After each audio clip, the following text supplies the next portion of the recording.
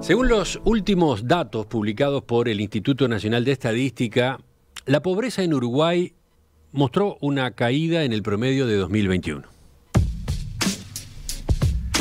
En concreto, la proporción de personas en situación de pobreza pasó de 11,6% en 2020 a 10,6% el año pasado. A su vez, la indigencia cayó de 0,4% a 0,3% en la misma comparación. Tomando estos datos como disparador y siendo cifras que siempre generan polémica y debate en la sociedad, la hemos visto ya esta semana en el ambiente político, en los medios de comunicación, bueno, nos pareció que era conveniente dedicar el espacio de análisis económico de hoy a este tema y para eso estamos en contacto con Luciano Magnífico, economista de la consultora Exante. Luciano, ¿qué tal? Buen día, ¿cómo estás?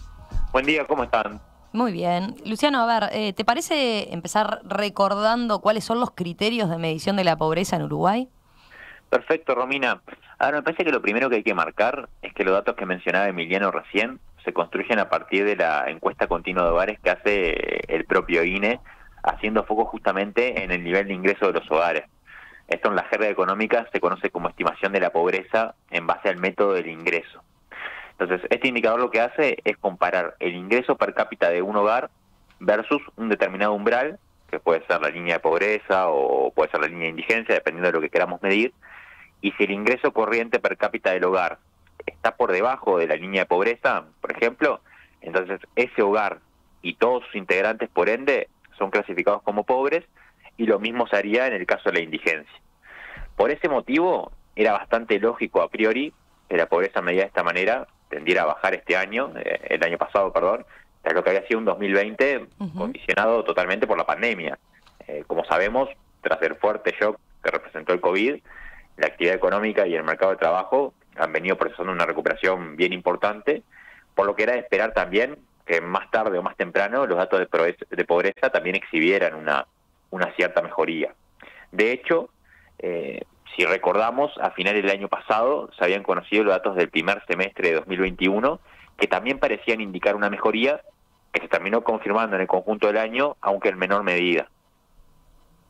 Luciano, a eso iba justamente. A ver, el INE, además de publicar los datos del conjunto de 2021, también, en línea con la nueva metodología, divulgó las cifras correspondientes al segundo semestre, ¿verdad? Que de hecho marcaron, digamos, una evolución desfavorable de la pobreza y de la indigencia respecto a lo que había sido el primer semestre de 2021. Exacto.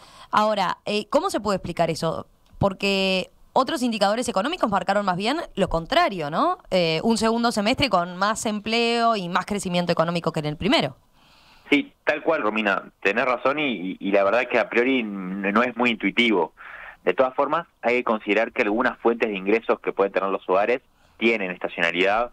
Por ejemplo, quizás un caso bien típico de esto son los ingresos correspondientes al salario vacacional que se suelen percibir en el verano. Por tanto, hacer comparaciones de un semestre con años anteriores, como pasaba respecto a esos datos del primer semestre, o incluso comparaciones entre semestres de un mismo año, como puede ser ahora, no nos parece del todo correcto.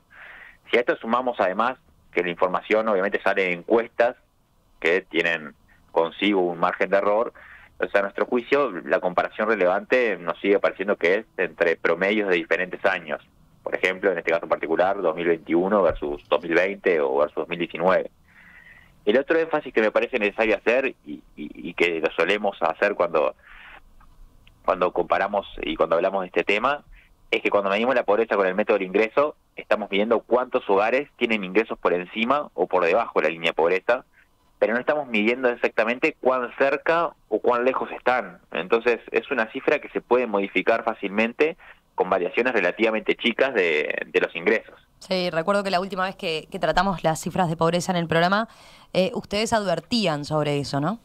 Exacto. Entonces, el método del ingreso obviamente que tiene la gran virtud de ser objetivo, incluso de facilitar comparaciones, ya sea en el tiempo o incluso relativas a otros países. Pero es claro que el fenómeno de la pobreza no es únicamente monetario, sino que tiene que más bien un carácter multidimensional. Por ejemplo, un hogar puede no ser pobre según la definición de pobreza en base a ingresos, pero puede igual tener otra cantidad enorme de carencias que lo sitúen en un contexto de exclusión social. también puede ocurrir que tengamos un hogar que esté algo por debajo de la línea de pobreza, pero que por otras condiciones tenga una mejor situación socioeconómica. A ver, algún ejemplo, si los adultos de ese hogar tienen un nivel educativo más alto, o si esa familia o ese hogar tiene un mejor respaldo familiar, obviamente que la situación es bien distinta. Entonces, en ese marco, nos parece que en los últimos años ha habido como un énfasis excesivo en lo que es la evolución de este indicador de pobreza por método del ingreso, y demasiada poca atención en todos los otros aspectos que hacen a la problemática. De hecho, si comparamos en la evolución 2021 versus 2020, es probable que la situación de un hogar que cayó un poco por debajo de la línea de pobreza en 2020 y que ahora también superó por poco el umbral en 2021, la verdad es que probablemente no haya presentado cambios muy sustanciales, aunque haya salido de esa clasificación de hogar pobre o de persona en situación de pobreza. Claro. Te entiendo, Luciano. A ver, volviendo ahora a las cifras de 2021 que acaba de publicar el INE, Emiliano decía recién que la pobreza bajó a 10,6%, ¿verdad?, de la población, y la indigencia se redujo a 0,3%. Para llevarlo a un plano más fácilmente entendible, ¿qué supone estos porcentajes en términos de cantidad de personas? A ver, si a esto nos basamos en las estimaciones de población del INE y haciendo un ejercicio bien indicativo, los porcentajes publicados por el Instituto Nacional de Estadística corresponden aproximadamente a 380.000 personas en situación de pobreza y unas 10.000 personas en situación de pobreza extrema o más conocido como indigencia. En términos de la variación de la pobreza en cantidad de personas, más o menos las cifras suponen una reducción de 35.000 personas en situación de pobreza menos que en 2020, pero de todas formas todavía estamos en 65.000 personas por encima de los niveles de 2019. O sea, bajamos 35.000 respecto a 2020, pero aún estamos 65.000 por encima de los niveles de 2019.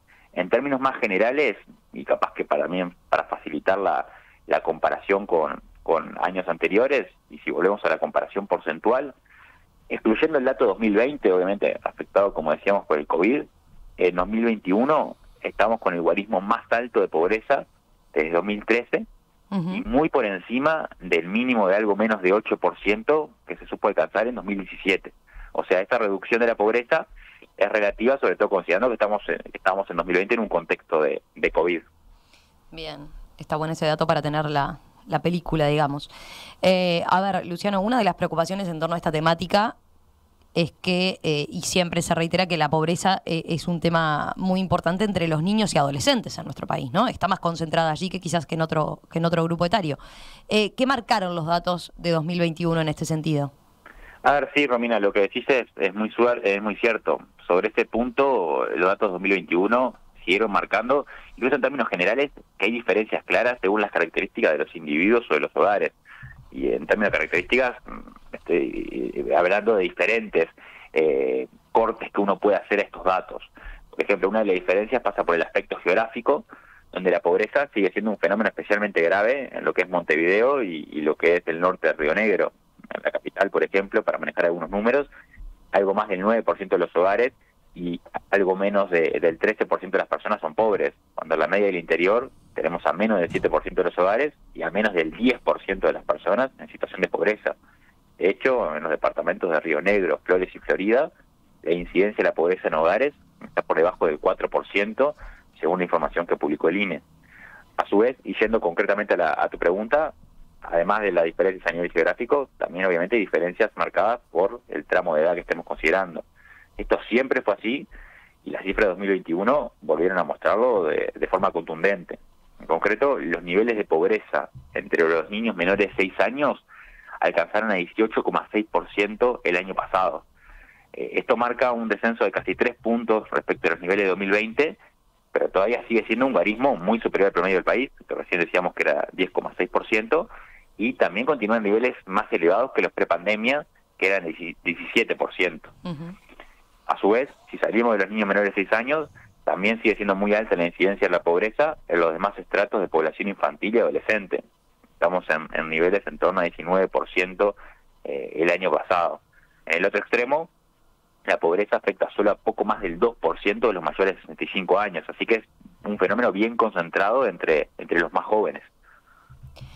Luciano, ya para ir terminando, a ver, ¿qué debería hacerse de las políticas públicas? Porque siempre cuando se conocen estos datos surge el reclamo de que deben otorgarse más transferencias destinadas a niños y adolescentes, ¿no?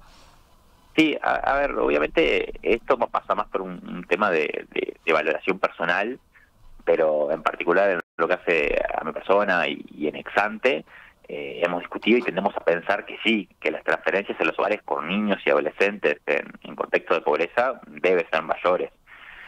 A su vez, y en este contexto en el que estamos, estos datos también nos deberían llevar a reflexionar sobre la prioridad o la conveniencia incluso de reducir el IAS que grava las pasividades frente a otros usos alternativos de cualquier espacio fiscal que pueda identificar el gobierno.